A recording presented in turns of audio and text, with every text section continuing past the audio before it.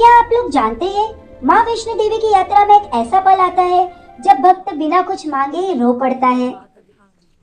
जब कोई भक्त कटरा से माँ वैष्णो देवी का यात्रा शुरू करता है तो वो सिर्फ पहाड़ नहीं चढ़ता, वो अपनी थकान, अपने दुख और अपने सवाल भी साथ लेकर चलता है। त्रिकुटा पर्वत की यह राह माँ तक पहुँचने की परीक्षा है। माँ की तपस्या का स्थान सबसे पहले आता है अर्धकुंवारी। यही वो गुफा है जहाँ माँ ने 9 महीने तप किया था।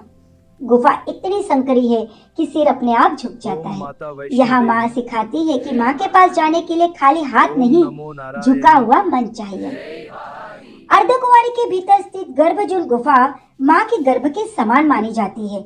जब भक्त इस गुफा से बाहर आता है तो ऐसा लगता है जैसे माँ ने उसे फिर से जन्म दिया हो।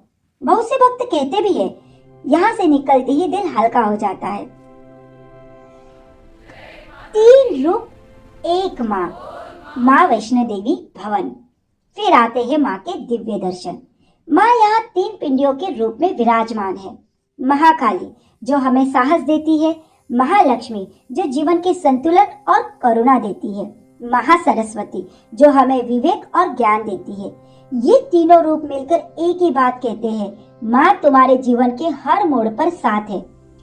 और यही वो क्षण है जहाँ भक्त रो पड़ते हैं, क्योंकि माँ बिना कुछ कहे सब समझ लेती है। लेकिन माँ यही रुकने नहीं देती, वो कहती है अब भैरव घाटी भी जाओ।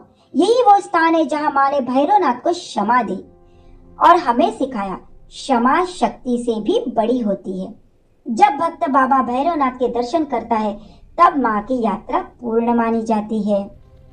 माँ वैष्णो देवी की यात्रा पैरों से नहीं, आंसू और विश्वास से पूरी होती है।